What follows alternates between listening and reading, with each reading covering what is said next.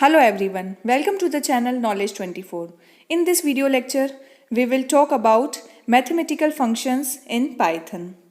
There are variety of inbuilt mathematical functions available in Python math library like CEIL function, FABS function, factorial, floor, truncate, power function, sine function, SQRT function, etc. So to use these mathematical functions, we have to import math library using the import statement like import math.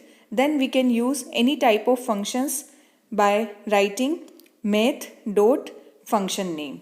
The first function is SQRT function, which is used to find the square root of any number. In this, we are find out the square root of 4. So the result is 2.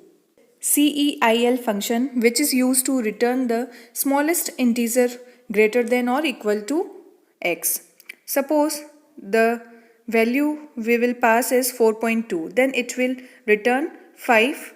Now the next function is floor function, which is just opposite of ceiling function, which is used to return the largest integer less than or equal to y. Suppose we are passing 4.2, then it will return the value as 4. Now the next is float absolute function, which is used to return the absolute value of x. So we will write math dot FABS and we are passing 4. So the result will be 4.0.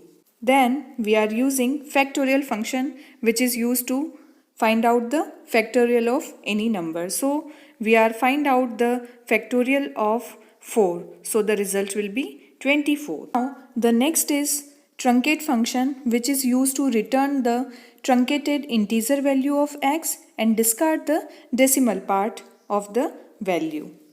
So when we are passing 4.24, then the result will be 4. Then next is exponent function, which is used to return the e raised to power x value.